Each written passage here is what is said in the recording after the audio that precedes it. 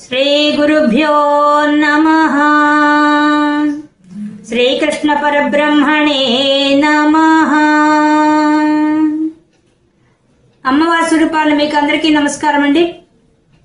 ఈరోజు శ్రీమద్ భగవద్గీతలో మనం 7వ అధ్యాయమైన జ్ఞాన విజ్ఞాన యోగంలో 25, 26 శ్లోకాల్లో ఉండే విశేషాంశాలని తెలుసుకుందాం. 25వ శ్లోకం. నాహం ప్రకాశః సర్వస్య యోగమాయా సమావృతః మూఢోయం నాభిజానాతి లోకో మాం అజమవ్యయం. ఇక కృష్ణ పరమాత్మ ముందు మనకి ఏం చెప్పారు? సకామ భక్తితో పూజ చేసేవాడంతా, అంటే కోరికలతో పూజ చేసేవాడంతా కూడా నన్ను తెలుసుకోలేకపోతున్నారు, నేను వాడితో పాటు ఉన్నా కూడా తెలుసుకోలేకపోతున్నారు. ఎందువల్ల అంటే నేను అవ్యక్తమైన వాడిని, విశ్వమంతా వ్యాపించిన వాడిని, నాకు శాశ్వతమైన వాడిని, మళ్ళీ నేను సర్వోత్తమైన వాడిని. ఈ లక్షణాలు నాకున్నాయి. కానీ ఈ లక్షణాలు ఉన్నా కూడా వాళ్ళ మధ్యలో నేను తిరుగుతున్నా కూడా నన్ను గుర్తించలేకపోయారు. అంటే ఆయన కాలంలో వాళ్ళే గుర్తించలేకపోయారు. ఇప్పుడు మనకు కూడా చూడండి, గొప్ప గొప్ప మహాత్ములంతా మన మధ్యలో ఉంటారు, కానీ మనం గుర్తించలేం. ఎందువల్ల అనే విషయాన్ని ఈ శ్లోకం ద్వారా చెప్పేస్తున్నారు పరమాత్మ. ఎందువల్ల గుర్తించలేకపోతున్నాం? మహాత్ములైన వాళ్ళు మన మధ్య ఉన్నా కూడా ఎందుకు గుర్తించలేం? నాహం ప్రకాశ, నా ప్రకాశం అంటే నేను కనిపించను, నా తేజో రూపం కనిపించదు ఎవరికి. కాబట్టి సర్వస్య, అందరికి, ఎవ్వరికి కనిపించదు. మరియు యోగమాయా సమావృత, నేను ఎలా ఉంటాను? యోగమాయ అనే దాంతో కప్పబడి ఉంటాను. కాబట్టి నేను మీకు కనిపించను. మనకు అట్లా డౌట్ వస్తుంది. అని చెప్పిన తర్వాత, ఏంది కృష్ణ పరమాత్మ నువ్వు చెప్తున్నావు, మరి నీవు కనిపిస్తున్నావు కదా, మాలాగే శరీరం ఉంది కదా నీకు, మరి నువ్వెందుకు మాకు తెలియడం లేదని అడుగుతారేమో అని ముందే జవాబు చెప్పేస్తున్నాడు. ఎందువల్ల నేను తెలియబడడం లేదంటే యోగమాయ వల్ల తెలియసుకోలేదు. నన్ను ఎవరు తెలుసుకోలేకపోవడం కారణం ఏంటంటే యోగమాయ. మూఢోయం నాభిజానాతి, మూర్ఖులైన వాళ్ళు తెలుసుకోలేకపోతున్నారు. మరియు లోకో మాం అజమవ్యయం, ఈ లోకంలో ఉండే వాళ్ళందరికీ కూడా నేను పుట్టుక లేని వాడిని, నేను శాశ్వతుని అనే విషయం తెలియడం లేదు. ఇవన్నీ విషయాలు తెలియడం లేదు. ఎందువల్ల తెలియడం లేదంటే మాయ వల్ల తెలియడం లేదు, యోగ మాయ వల్ల తెలియడం లేదు అనే విషయాన్ని ఇక్కడ చెప్తున్నారు పరమాత్మ. మరి మాయ అంటే ఏంది? మనం ఇదంతా 2వ చాప్టర్లో చెప్పేసుకున్నాం. మధ్య మధ్యలో కూడా నేను చెప్తూనే ఉన్నాడు. మాయ అంటే ఏంది? ఏది లేదో అది ఉన్నట్టుగా కనిపిస్తుంది. ఏది లేదు, విశ్వమంతా ఉన్నట్టుగా కనిపిస్తోంది, కానీ విశ్వమంతా వ్యాపించిన వాడు పరమాత్మ, అది కనిపించడం లేదు. అది మాయ అంటే. అది కూడా యోగమాయ అంటే త్రిగుణాత్మకంగా కనిపిస్తోంది. ప్రపంచమంతా మనకి ఎలా కనిపిస్తోంది? 3 గుణాలతో, 3 కాలాలతో, 3తో కనిపిస్తోంది అంతా.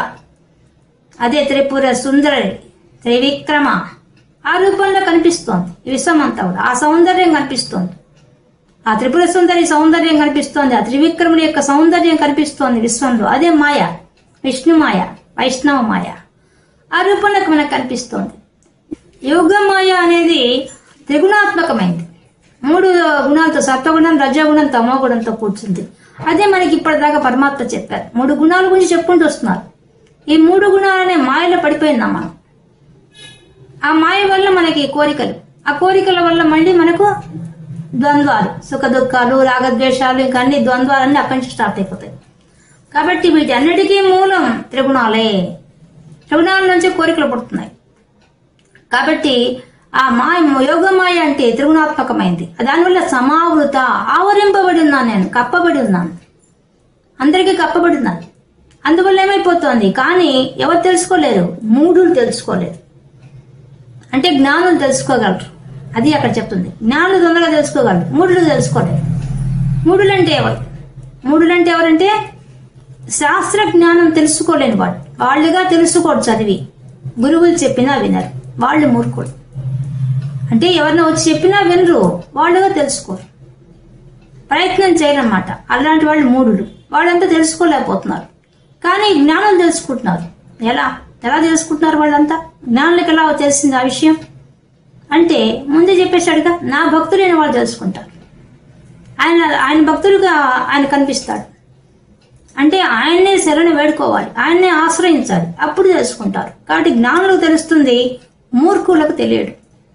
లోకో మాం అజం అవ్యయ. అంతేకాదు, మరి అందరికీ తెలియాలి కదా, లోకంలో అందరికీ కూడా అందరు మూర్ఖులా కాదు, అందరు మూర్ఖులు కాదు, అందరికీ కూడా నాకు పుట్టుక లేదని, నేను శాశ్వతమైన వాడిని తెలియడం లేదు. అది ముఖ్యమైనది.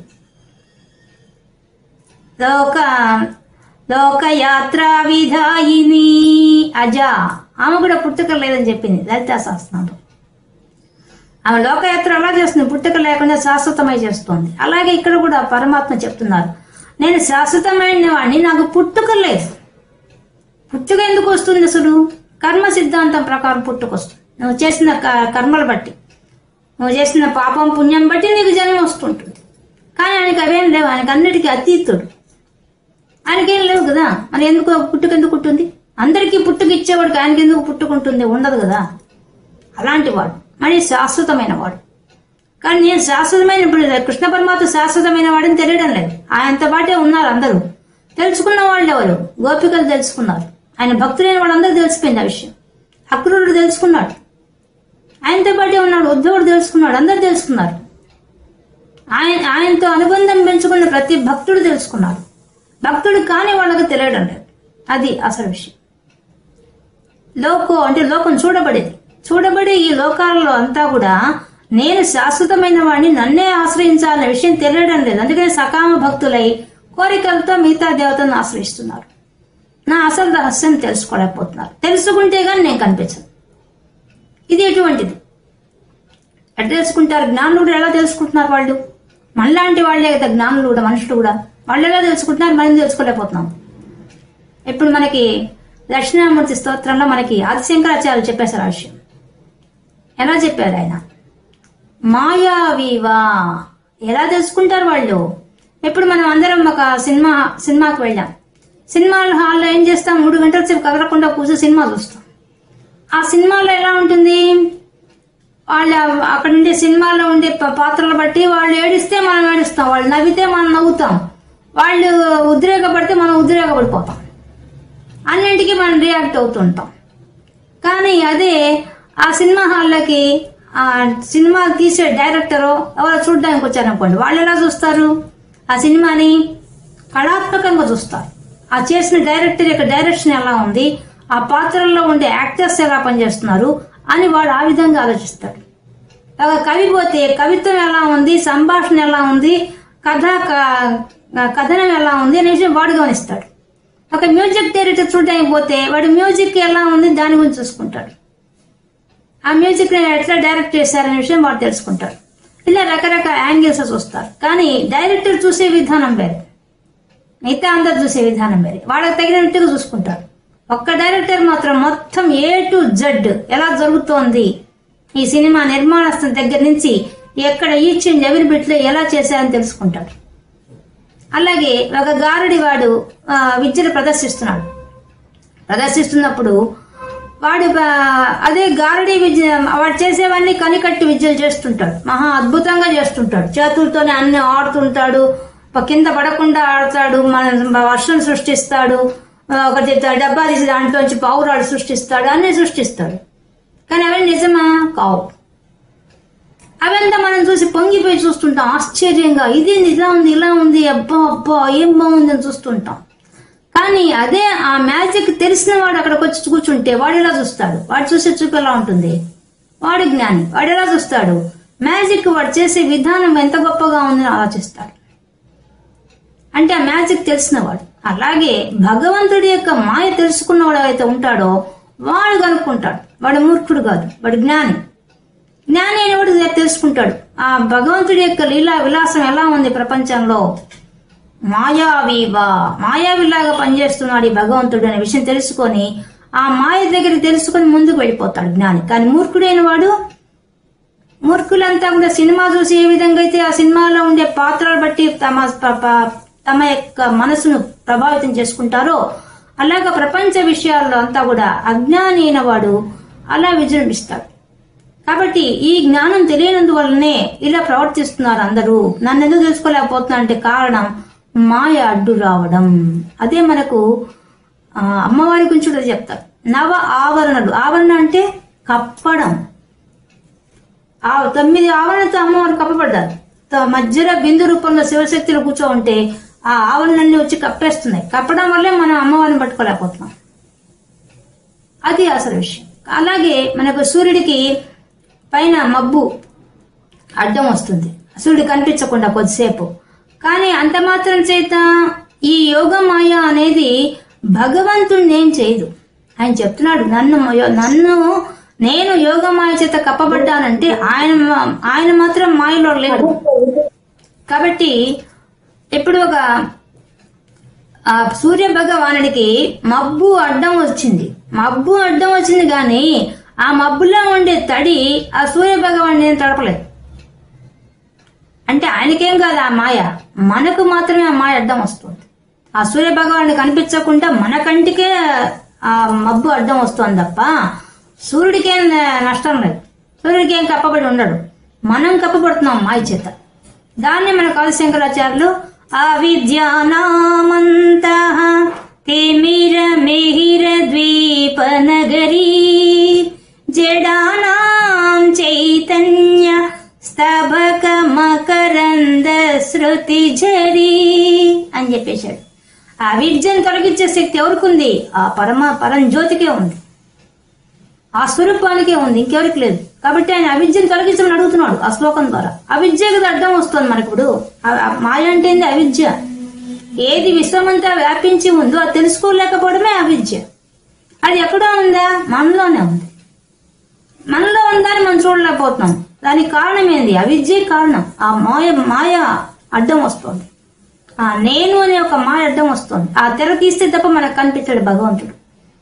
కాబట్టి అది తీయాలి. అది తీయగల శక్తి జ్ఞానులకు ఉంటుంది, మూర్ఖులైన వాళ్ళకి ఉండదు. జ్ఞానులైన వాళ్ళు ఎలా తెలుసుకుంటున్నారు? ఆ పరమాత్మను వదిలిపెట్టకుండా వాళ్ళు ఆయన మీదే సంపూర్ణమైన విశ్వాసంతో నమ్మకంతో ఆయన్ని పట్టుకుంటున్నారు. కాబట్టి ఇప్పుడు ఒక రాజమందిరంలో రాణి ఉంది. ఆ రాణి ఆమె బయట తిరిగేవన్నీ తన రాణివాసంలో అంతఃపురంలో కూర్చొని లేదా ఆ రాజు గాని కార్యనిర్వహణ చేస్తున్న సభలోకి వచ్చినా ఆమెకు తెర అడ్డం పెడతారు. ఆ తెరలో నుంచి ఆమె అన్నీ చూస్తుంది, కానీ ఆమెను ఎవరు చూడలేరు. ఆ తెర ఆమెనేం చేయడంలే, బయట కూర్చున్న ఎవరికి ఆ తెరలో ఉంటే కనిపిస్తుంది లేదు. అదే ఆ రాణిగారి కుమార్తె ఉందనుకోండి, వాళ్ళు ఏం చేస్తారు? ఆ తెర వాళ్ళకేం అడ్డం కాదు, వాళ్ళు నేరుగా ఆమె దగ్గరికే పోతారు. కానీ మిగతా వాళ్ళు ఎవరికి పోవడానికి అవకాశం లేదు. అలాంటి వాడే జ్ఞాని, అలాంటి వాళ్లే భక్తులు. పరమాత్మే కావాలని కోరుకున్న వాళ్ళు ఆ రాణివాస స్త్రీ దగ్గరికి ఏ విధంగా అయితే ఎంత సులభంగా వెళ్తారో అంత సులభంగా వెళ్ళిపోతారు. కానీ మూర్ఖులైన వాళ్ళు మాత్రం తెలుసుకోలేరు. వాళ్ళు తెలుసుకోలేకపోవడం కారణం ఏంటంటే గురువులు చెప్తున్న ఈ బ్రహ్మ విద్యను తెలుసుకోలేకపోవడం, ఈ జ్ఞానాన్ని అనుకోకపోవడం. అది తెలుసుకొని అనుభవంలో తెచ్చుకోవడమే విజ్ఞానం. ఆ విజ్ఞానాన్ని పొందడానికి ఉండే దారి చెప్తున్నారు పరమాత్మ. మనకి కృష్ణ పరమాత్మ ఆ విషయం చెప్తున్నాడు. నేను పుట్టాను కదా, మరి నన్ను ఎందుకు తెలుసుకోలేకపోతున్నాడు? కారణం ఏంటంటే అందరికీ మాయ అడ్డం ఉంది. మాయ ఉండబట్టి ఆ పౌండ్రక వాసుదేవుడు ఆయన ఏంటి వాసుదేవుడు, నేను కూడా వాసుదేవుడు, నా పేరు అదే, నేనే కృష్ణుని, ఆయనకంత ఉంది నాకుంత ఉందని చెప్పాడు. ఆయన కాలం వాడే, మరి కృష్ణ పరమాత్మ కాలం వాడే కదా. మరి ఎందుకు తెలుసుకోలేకపోయాడు ఆ జ్ఞానాన్ని? కారణం ఏంది? అది అంత వ్యామోహం. ఆ మాయ అంత బాగా కప్పేస్తోంది. ఆ త్రిగుణాత్మకమైన ఆ మాయ పట్టి పీడిస్తోంది. కాబట్టి తెలుసుకోలేదు. అందుకనే మనకు మోహం ఉంటుంది. ఆ మోహం వల్ల మన మాయ వల్ల అడ్డం వస్తున్నందువల్ల దానివల్ల మనం తెలుసుకోలేకపోతున్నాం. కాబట్టి ఇదే మనకి ఇక్కడ చెప్తున్నాను. ఆయనకు మాయ లేదు, మనకు మాత్రమే మాయ ఉంది. ఏ విధంగా అయితే సూర్య భగవానికి అడ్డు వచ్చిన ఆ మేఘం ఆయనకు అడ్డం కాదు, మనకు మాత్రమే అడ్డం. మనమే చూడలేకపోతున్నాం తప్ప ఆయనకేం లేదు. కాబట్టి చూడలేకపోవడానికి కారణం, నన్ను తెలుసుకోలేకపోవడానికి కారణం ఏంటంటే నాకు పుట్టుక ఉంది అనుకుంటున్నారు. అది కృష్ణ పరమాత్మ పుట్టలేదు. ఆయన దేవకీదేవి నుంచి ఆమె పొట్టలో నుంచి బిడ్డ వస్తున్నాడు, పైన ఉన్నాడు. ఆయన ఆమె దర్శనం ఇస్తున్నాడు బయట 4 చేతులతో దర్శనం ఇస్తూ కనిపించాడు దేవకీదేవికి. ఆమెకేమి కనీసము నొప్పులు బాధలు లేకుండా కనిపిస్తున్నాడు పరమాత్మ. అదేలా కనిపించాడు? అదెలా సాధ్యమైంది పరమాత్మ? అంటే ఆయనకి అంత ఆ భగవంతుడే వచ్చి పుట్టాడు కాబట్టి వాళ్ళకి తెలుసు, కాబట్టి వాళ్ళు తపస్సు చేసి ఆయన కొడుకుగా కోరుకున్నారంటే వాళ్ళకి అర్థమైపోయింది ఈయన పరమాత్మ అనే విషయం. కానీ నందుడికి యశోదకి తెలియదు కదా. వాళ్ళు పెంచుకున్నా కూడా వాళ్ళకి మామూలు మనలాంటి మనిషి అన్నట్టుకు చూశారు. చూడటం వల్లే చూడండి, ఆయన నిద్రపోకపోతే భుజం మీద వేసుకుని తట్టి నిద్రపోతానికి ట్రై చేశారు వాళ్ళు, యశోద. ఆయనకి ఎందుకబ్బా వీళ్ళు నన్ను ఆయనకే నిద్రపోవడానికి లేదు, ఆయన సర్వకాల సర్వావస్థల్లో వాళ్ళు తెరుచుకొని ఉండాలి. కానీ ఆయనకి తెరుచుకోమంటే వాళ్ళు ఒప్పుకోక నిద్రపోతే బిడ్డని చెప్పి వాళ్ళు చిచ్చి కొట్టడం ఎక్కువ చేస్తారు. అప్పుడు వీళ్ళు కొడుతుంటే అర్థమవుతుంది, ఓహో లోకంలో ఉన్న ఈ తీరు వీళ్ళు నన్ను కూడా అట్లే అనుకుంటున్నాను తెలుసుకొని అప్పుడు ఆయన కళ్ళు మూసుకుంటాడు. అలా అంటే ఆయన తట్టే ఉన్నా, ఆయనలాగా ఆయన పక్కనే తిరుగుతున్నా ఆయన పరమాత్మ అని తెలుసుకోలేకపోతారు మూర్ఖుడు. కానీ జ్ఞానం తెలుసుకుంటారు. ఆయన కాలం వాళ్ళే కదా అందరూ, అక్రూరుడు వాళ్ళంతా వాళ్ళు సులభంగా తెలుసుకున్నారు ఆయన పరమాత్మ అని చెప్పి. ఆయనకి జ్ఞానం బోధించిన వాళ్ళంతా గురువులంతా కూడా తెలుసుకున్నారు ఆయన సామాన్యుడు కాదు అని తెలుసుకున్నారు. అలాగా కాబట్టి ఈ శ్లోకం ద్వారా మనకేం చెప్తున్నారు, పరమాత్మ నా యొక్క యోగమాయ ద్వారానే కప్పబడి ఉండడం వల్లనే తెలుసుకోలేకపోతున్నారు లోకంలో అందరూ, మరియు మూర్ఖులు. అందుకని మూర్ఖులు స్పెషల్ అని చెప్పాడు, మనకు ముందే చెప్పేశాడు. ఆర్తో జిజ్ఞాసో అర్ధార్థి జ్ఞాని, ఈ నలుగురు మాత్రం ఎప్పటికైనా తెలుసుకుంటారు, అసలైన భక్తులు వాళ్ళు కాబట్టి. కానీ తర్వాత సకామ భక్తులు మాత్రం తెలుసుకోలేదు. అది చెప్పడం అంటే నన్ను చేరుకోలేదు, ఆ మాయను తొలగించుకుని వాళ్ళు ఆయన చేరుకోలేదు, అది చెప్తున్నాడు.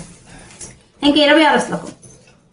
వేదాహం సమతీతాని వర్తమానాని చార్జున భవిష్యాని చ భూతాని మాం తు వేదన కశ్చన. ఇంకా వేద తెలుసుకోవడం, అహం నన్ను, సమతీతాని నేను, నాకన్నీ తెలుసు. ఏం తెలుసు నాకు? సమతీతాని జరిగిపోయిన కాలం అంతా తెలుసు నాకు. వర్తమానాన్ని ఇప్పుడు జరుగుతుంది కూడా తెలుసు. అర్జున నాకు జరిగిపోయింది తెలుసు, జరుగుతున్నది తెలుసు. మరియు భవిష్యాన్ని భవిష్యత్తులో ఏం జరగబోతుందో కూడా నాకు తెలుసు. భూతాన్ని మాంతు వేదన కశ్చన, కానీ మిగతా వాళ్ళకి ఆ విషయం తెలియదు. మిగతా ప్రాణులందరికీ కూడా ఆ విషయం తెలియదు. ఈ 3 కాలాలు తెలియవు అందరికి, ఏ కాలంలో ఏం జరుగుతుందో ఎవరికి తెలియదు. కానీ నాకు జరిగిపోయేది, జరిగేది, జరగబోయేది 3 కాలాలు నాకు తెలుసు. కానీ వీళ్ళకి మాత్రం తెలియదు. మనుషునే మానవ శరీరం తీసుకున్న శరీరధారులు ఎవరికి తెలియదు, సర్వ జీవరాశికి తెలియదు ఆ విషయం. ఇప్పుడు మనకు కూడా చూడండి, ఇంకో నిమిషానికి ఏం జరుగుతుందో మనకేం తెలియదు. మనం అంతా భవిష్యత్తు గురించి ఆలోచించుకుని ప్లాన్స్ వేసుకుంటున్నాం, కానీ ఇంకో నిమిషానికి ఏం తెలియదు, మనకి ఎవరికేం తెలియదు. అలాగే జరిగిపోయింది కూడా మనకి ఎందువల్ల వచ్చింది మన జీవితంలోకి అది మనకు తెలియదు. ఎప్పుడో జరిగిపోయింది, దాని కార్యకారణ సంబంధం ఏంటి, మన జన్మకు కారణం ఏంటి అని వెనక జన్మలు అవంతా మనకేం తెలియవు. కార్యకారణ సంబంధం జన్మ వస్తుంది, కానీ ఆ జన్మకు కారణమైన విషయాన్ని మనం చూడలేము. కానీ పరమాత్మకు తెలుసు, తెలిసే మనకు కర్మ సిద్ధాంతం ప్రకారంగా జన్మలు ఇస్తున్నాడు. జరగబోయేది కూడా మనకు తెలియదు, జరుగుతున్నది కూడా తెలియదు. మనం జరుగుతుంది అనుకుంటున్నాం, ఇప్పుడు ఈ శనంలో ఇట్లా అనుకుంటాం జరుగుతుంది, కానీ అది కూడా మారిపోతుంటుంది. మనకు తెలియదు ఎప్పుడు ఎలా చేయాలంటే. ఆయనకు తెలుసు 3 కాలాల్లో ఎలా ఉండాలో, ఎలా జరగాలనే విషయం ఆయనకు అన్నీ తెలుసు. దీనికి కూడా ఉదాహరణ ఏంది, ఒక రాణివాస స్త్రీ మేడ మీద ఉన్నది, అక్కడి నుంచి చూస్తున్నది ఆమె, కింద పోయే జనులంతా తిరిగేది అన్నీ ఆమెకు తెలుస్తున్నాయి. కానీ కింద జనానికి ఆమె ఎక్కడ ఉందని తెలియదు, ఆమె చూస్తూ ఉందన్న విషయం కూడా తెలియదు. ఆ పై మేడ నుంచి ఆమె చూస్తోందన్న విషయం కింద ఉన్న జనులు ఎవరికి తెలియదు, కానీ ఆమె మాత్రం అన్ని చూస్తోంది. అంటే ఆ విధంగా పరమాత్మ, మనకే ఎగ్జాంపుల్ చెప్పుకుంటున్నాం. నిజానికి పరమాత్మకి అన్ని కాలాలు తెలుసు, తెలియదంటూ ఏం లేదు. అందుకనే లోకాతీత గుణాతీత సర్వాతీత దేశకాల పరిచ్ఛిన్న, అన్నిటికీ అతీతమైంది ఆ శక్తి. కాబట్టి కాలాలన్నీ ఆయన చేతిలో ఉన్నాయి. ఆ కాలాల్లో 3 కాలాల్లో ఎలా ఉంటుంది, ఏం జరుగుతున్న విషయం కూడా ఆయనకు అన్ని తెలుసు. అలాంటి వాడు మనకు గొప్ప స్థితికి వెళ్ళిపోయి, ధ్యానంలో కూడా గొప్ప స్థితికి వెళ్ళి, సమాధి స్థితికి దాకా వెళ్ళి జ్ఞానం సంపాదించిన వాళ్ళు కూడా యోగమాయలో పడుతుంటారు. ఇది సహజం. ఎందువల్ల అంటే ఆ మాయ అంత భయంకరమైంది. దాన్ని తొలగించుకోవాలంటే ఆయన్నే ఆశ్రయించాలి. ఆయన్ని ఆశ్రయించాలంటే మనకు అహంకారం, మమకారం ఉండకూడదు. ఈ 2 అడ్డం, తర్వాత శ్లోకంలో అదే చెప్తారు. అవి 2 మనకు ఎక్కువగా పీడించేవి. అవి 2 అడ్డం వస్తాయి మనం అందుకోకుండా ఆ మాయ రూపంలో. ఇది మనకి మన శివపురాణంలో చూసినట్టయితే ఒకసారి నారద మహర్షి హిమాలయాలకు వచ్చి బాగా తపస్సు చేస్తారు. తపస్సు చేసి ఆయన తపస్సు చేసినప్పుడు ఇంద్రుడు ఆయన మీదకి అప్సరసను పంపిస్తాడు పరీక్షించడం కోసంగా. వాళ్ళు వచ్చి మన్మథ బాణాలు వేసి ఏమేమో చేస్తారు, వసంత ఋతువు అన్ని వస్తాయి, ఎన్నో చేస్తారు. ఎన్ని చేసినా ఈయన ఏమి కించిత్ కూడా కదలడు, వాళ్ళని గెలుస్తాడు, వాళ్ళంతా వెనక్కి వెళ్ళిపోతారు. అప్పుడు ఆయన అనుకున్నది ఒక పీరియడ్ టైమే, ఆ టైంలోనే అక్కడికి పోయి చేయాలనుకున్నాడు, తపస్సు చేసాడు. అయిపోయిన తర్వాత ఆయనకి ఏమనిపించిందంటే, అబ్బా నేను మన్మధుడిని జయించేశాను, ఆ మన్మథ బాణాల నుంచి తట్టుకున్నాను అని గర్వం వచ్చేసింది. జ్ఞానే మళ్ళీ మాయ ఎంత భయంకరమైందో. అప్పుడు ఆయన ఏం చేస్తాడు, వచ్చి నేరుగా బ్రహ్మదేవుడు వెళ్ళిపోతాడు. నాన్నగారు నేను పోయి తండ్రి నేను పోయి తపస్సు చేశాను, మన్మధుడిని జయించేశాను అంటాడు. అప్పుడు మా బ్రహ్మదేవుడు అంటారు, అర్థమైపోతుంది బ్రహ్మదేవుడికి ఈయనకి అహంకారం ప్రవేశించేసింది, తపస్సు చేశాడు కానీ అహంకారం ప్రవేశించేసింది. వెంటనే ఆయన ఏం చేస్తాడు, నువ్వు నా దగ్గర మాట్లాడితే మాట్లాడవు, ఇంకెవరి దగ్గర మాట్లాడితే మాట అని చెప్తాడు. కానీ ఆయనకి అమిత ఉత్సాహంలో ఆ ఆనంద పారవస్యంలో ఎక్కడ మాట్లాడుతున్నాను తెలియక కైలాసానికి పోతాడు, శివుడి దగ్గర మాట్లాడేస్తాడు. శివుడు చూస్తాడు, ఓహో మా నారద మహర్షికి జ్ఞానం కొంచెం తక్కువైంది, ఇప్పుడు అహంకారం ప్రవేశించేసింది, మాయ కమ్మేసిందని తెలుసుకుంటాడు. కనుక్కొని అప్పుడు ఆయన కూడా చెప్తాడు, నారద నువ్వు కొంచెం దెబ్బతింటున్నావు కాబట్టి నువ్వు నా దగ్గర మాట్లాడితే మాట్లాడావు, విష్ణువు దగ్గర మాత్రం ఎట్టి పరిస్థితుల్లో దీని గురించి మాట్లాడొద్దని చెప్తాడు. సరే సరే అని చెప్తాడు. ఆయన ఆయనకు అనుమానం వస్తుంది. ఆయన తన కింకరంలో ఇతన్ని పిలిచి ఇతని వెంట ఉండండి, ఇతని పొరపాటు నోరు జారుతాడు విష్ణుమూర్తి దగ్గర. నోరు జారాడా విష్ణుమూర్తి తన వైష్ణవం ఆయనకు అమ్మిచ్చేస్తాడు, కాబట్టి మీరు జాగ్రత్తగా ఉండమని చెప్తారు, ఈయన అనుసరించమని చెప్తాడు. వాళ్ళిద్దరు మామూలు మనుషుల్లాగా వచ్చేసి ఆయన వెనక్కి వస్తుంటారు, గమనిస్తుంటారు. ఆయన నేరుగా మళ్ళీ వైకుంఠానికి పోతాడు. పోయి విష్ణువుతో ఆ మాటలు ఈ మాటలు చెప్పి నేను ఇంతకాలం తపస్సు చేశాను, నీ కోసమే చేశాను చెప్తాడు. పైన నారాయణ నా జపమే కదా అని చేసేది, నీ కోసమే జపం చేశాను, నేను మన్మధుడిని జయించాను అంటాడు. అనంగానే అప్పుడు విష్ణుమూర్తి కనుక్కునేస్తాడు, ఓ ఈయనకి మాయ చుట్టుకుంది, ఈ మాయలో కూడా అహంకారం వచ్చేసింది అని తెలుసుకుంటాడు. ఈ మాయ ఇంకొంచెం బాగా నేర్పించాలి గుణపాఠం నిర్ణయించుకుంటాడు. నిర్ణయించుకొని చాలా గొప్ప పని చేసావు నువ్వు, నీలాంటి భక్తుడు ఎక్కడా లేరు అసలు, నా నామాన్ని అసలు ఎట్టి బస్సులో వదిలిపెట్టావు నువ్వు అని అది ఇదిని పొగిడేస్తాడు. ఇంకా ఉబ్బి దబ్బిప్పైపోతాడు నారదుడు. అప్పుడు ఆయన వస్తూ ఉంటే, వైకుంఠం నుంచి వస్తూ ఉంటే ఆయనకు ఒక దివ్యమైన నగరం కనిపిస్తుంది భూలోకంలో. అది ఎప్పుడు చూడలే ఆయన, అంత దివ్యమైన నగరం కనిపిస్తుంది. ఆ నగరాన్ని చూసి ఆశ్చర్యంతో నగరానికి పోతాడు. పోయేసరికి అక్కడ ఉండే వాళ్ళంతా ఈయనకు ముందు ఎదురొచ్చి మరీ ఆహ్వానించి లోపలికి తీసుకెళ్తారు. అక్కడ ఉండే రాజు వచ్చి ఎంతో గౌరవంగా తీసుకెళ్తాడు. తీసుకెళ్తే ఆశ్చర్యపోతాడు, మీరెవరు, ఇంతకుముందు ఈ రాజ్యాన్ని నేను చూడలేదు అని చెప్తాడు.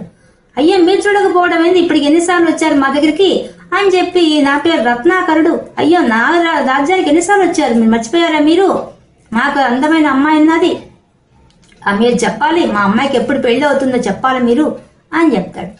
అలాగా అంటాడు. అవును మీరు చెప్తే మాకు ఎప్పుడు స్వయంవరం ఏర్పాటు చేయాలనుకుంటున్నాం, ఎప్పుడు చేయమంటారు, మీకు మంచి ముహూర్తం చెప్పండి మాకు అని చెప్తారు. అప్పుడు ఆ అమ్మాయిని లోపల నుంచి పిలిపిస్తారు. వచ్చి నారద మహర్షి నమస్కరిస్తుంది. నమస్కరించగానే చూసి ఆమె అబ్బా అపురూప సౌందర్యం, ఆమెను చూసి ఒక్కసారిగా అబ్బా ఈమెకు తగినవాడు విష్ణుమూర్తి, కానీ నాకు కోరిక కలుగుతుంది, నేను పెళ్లి చేసుకోవాలని అని నిర్ణయించుకుంటాడు. అనుకోని మనసులో వెంటనే వాడికి ఏదో మంచి ముహూర్తం చూసి ఈ రోజు స్వయంవరం ఏర్పాటు చేయని చెప్పేసి వెంటనే వాడి వైకుంఠానికి పోతాడు. పోయేసి విష్ణుమూర్తి దగ్గర పోయేసేసి, స్వామి నాకు మీరు నేను అడిగిన కోరిక కాదనకుండా తీర్చాలంటాడు. ఎందుకు కోరిక చెప్పు, నాకు సాధ్యమే తీరుస్తా అంటాడు. మీకే సాధ్యం అది, మీరు తీర్చాలంటాడు. చెప్పండి తీరుస్తా అంటాడు. ఏముంది స్వామి, నువ్వు హరివి కదా, నీ రూపం మహా గొప్పది కదా, నాకు నా హరి రూపం నాకు ప్రసాదించండి అని చెప్తాడు. నారద ఎందుకు ఆ రూపం అంటాడు. నీకెందుకు, నేను తర్వాత వచ్చి అన్ని విషయాలు చెప్తాను, నాకు హరి రూపం ఇవ్వండి అంటాడు. సరే నువ్వు హరి రూపమే కదా నీకు కావాల్సింది అంటాడు. హరి రూపమే నాకు కావాలంటాడు. సరే హరి రూపం ఇచ్చేసాను పో అంటాడు. అనగానే ఆనందంతో వస్తాడు వెనక్కి. వస్తూ ఉంటే వెంటనే శివుడు పంపించాడు కదా వాళ్ళిద్దరు కింకర్లు వచ్చేసి నమస్కారం పెడతారు. స్వామి మేము మీ శిష్యులం, మీరు ఒకసారి మిమ్మల్ని మీరు చూసుకున్నారా అంటాడు. ఎందుకు చూసుకోవడం, ఆ విష్ణుమూర్తి అవతారం, నేను విష్ణుమూర్తి అంశ నాలో ప్రవేశించేసింది, నేను దివ్యమైన అందంతో ఉంటాను, నాకు తెలుసు ఆ విషయము. అబ్బో, విష్ణుమూర్తి అందంతో సాటి వచ్చే అందం ఎక్కడుంది అసలు అని చెప్తాడు. కాదు స్వామి, ఒక్కసారి మిమ్మల్ని మీరు చూసుకోండి అని చెప్తారు. ఏది చూసుకునేది, నాతో ఎందుకు వాదిస్తున్నారు, మీరు వెళ్ళిపోండి అంటాడు. అయినప్పుడు వాడు చెప్పారు, శివుడు చెప్పాడు కదా, అతను వెంటనే ఉండమని చెప్పడం వెనకే వస్తుంటారు. ఆమె నేరుగా ఆయన ఈ రత్నాకరుడు ఉండే ఆ రాజ్యానికి పోతాడు. ఆ స్వయంవరం ప్రకటించిన రోజు వెళ్తాడు. వెళ్ళి అందరి మధ్యలో ఈయన కూర్చుంటాడు. అందరూ పాపం ఇంతకుముందు అందరూ రాజులు వచ్చి కూర్చో ఉంటారు, ఈయన పోయి కూర్చుంటాడు. అందరూ ఈయన వింతగా చూస్తుంటారు. ఎందుకు నన్ను వింతగా చూస్తున్నారు అనుకుంటాడే గానీ ఏం అర్థం కాదు. మళ్ళీ వాళ్ళిద్దరు వచ్చి ఈయన పక్కనే కూర్చుంటారు. అప్పుడు ఆయన, మీ ఇద్దరు కూడా ఏంది స్వయంవరానికి వచ్చారంటే, లేదు మీ శిష్యులేం కదా, మీకోసం వచ్చాం, మీరు ఒక్కసారి మిమ్మల్ని మీరు చూసుకుంటే బాగుంటుంది, నీళ్లు తీసుకొచ్చామో నీళ్ళలో చూసుకుంటారా మీ ప్రతిబింబాన్ని అంటారు. ఏది తమాషా పడుతున్నారు ఇందాక చూస్తుంటే మీరు, నాకేం అవసరం లేదు, నా అందాన్ని నేను చూసుకో అవసరం లేదు అని చెప్పి అంటాడు. ఇంతలో స్వయంవరం ఏర్పాటు అవుతుంది, అందరి దగ్గరికి వస్తుంది. ఆమె వస్తుంటే నేను అనుకుంటాడు, నన్నే వరిస్తుంది, నేను ఇక్కడే కూర్చో ఉన్నాను అని ఆనందంగా కూర్చో ఉంటాడు. ఆమె నాడు దాకా వచ్చి దాటి వెళ్ళిపోతుంది. ఇంతలో విష్ణుమూర్తి గరుడ వాహనం ఎక్కి వస్తాడు. రాగానే ఆయన మెళ్ళ వేస్తుంది. వెంటనే గరుడ వాహనం ఎక్కి ఆయనతో పాటు ఆమె వెళ్ళిపోతుంది. వెంటనే నాడుడి కోపం వచ్చేస్తుంది. విష్ణుమూర్తి ఎంత మోసం చేశాడు నన్ను, నేను ఆయన అడిగితే నాకు ఆ రూపం ఇస్తానని చెప్పి మళ్ళీ ఇక్కడికి తన రూపంతో వచ్చేసరికి ఆయనే కదా వరిస్తుంది, నన్ను ఎందుకు వరిస్తుంది అని పెద్దగా కోపం వచ్చేస్తుంది. ఇంతలో అందరూ ఇంకా రాజు స్వయంవరం అయిపోయింది, ఎవరి పాటికి వాడు వెళ్ళిపోయారు. అందరూ ఆయన వాహనం ఎక్కి వెళ్ళిపోయింది కాబట్టి ఎవరు పట్టించుకోలేదు.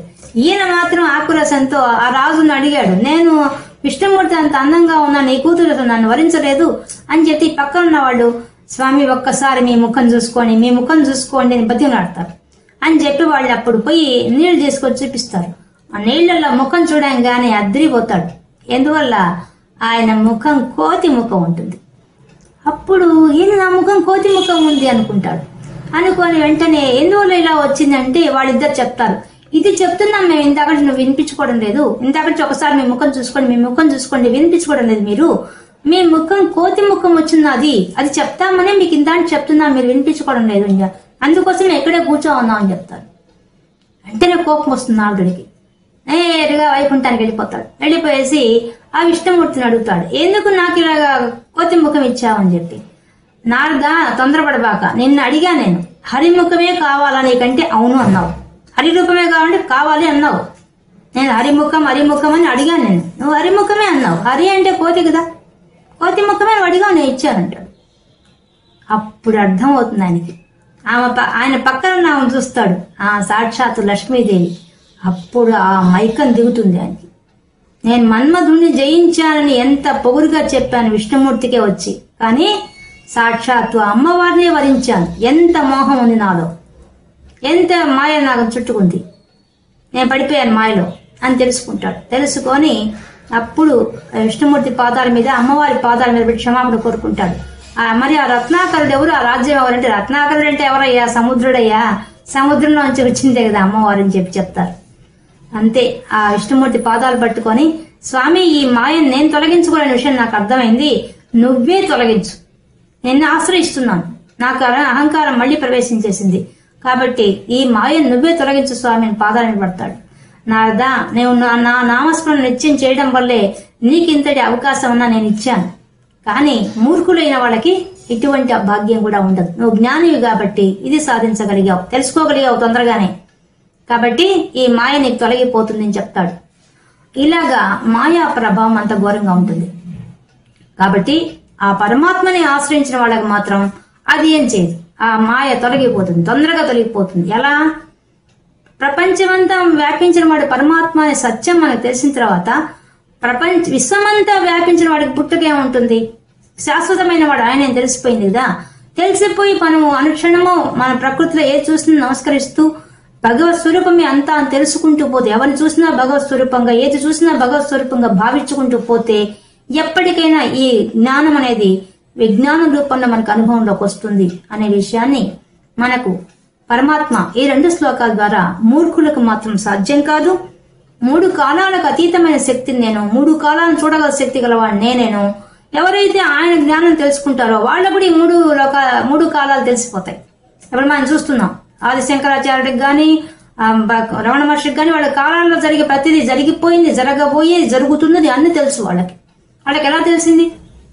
వాళ్ళు ఎలా తెలుసుకోగలిగారు? పరమాత్మ స్థాయికి ఎదిగారు కాబట్టి, జ్ఞానంతో ఆ విజ్ఞానం సంపాదించారు కాబట్టి, అనుభవంలోకి వచ్చేసింది కాబట్టి వాళ్ళు చూడగలిగారు. వాళ్ళు ద్రష్టలు, ఋషులు, జరగబోయేది దృశ్యాన్ని చూడగలరు, చూసి చెప్పగలరు. ఇప్పుడు మనకు భాగవతంలో అంతా మొట్టమొదటే కలియుగంలో ఏం జరగబోతుందో ముందే చెప్పేశారు. అంటే చెప్పడం ఎందుకు? నువ్వు జాగ్రత్త పడ్డానికి, నువ్వు జ్ఞానం తెచ్చుకుంటే కలియుగంలో ఉండే కష్టాలు లేకుండా ఉంటాయని చెప్పడానికి.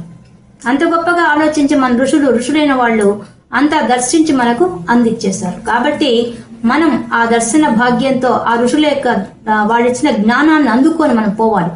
అలాగే భగవద్గీతలో స్వామి చెప్పిన దాన్ని కూడా మనం చిటికని వేలు పెట్టుకొని నడిపిస్తున్నాడు స్వామి శ్లోకాల ద్వారా.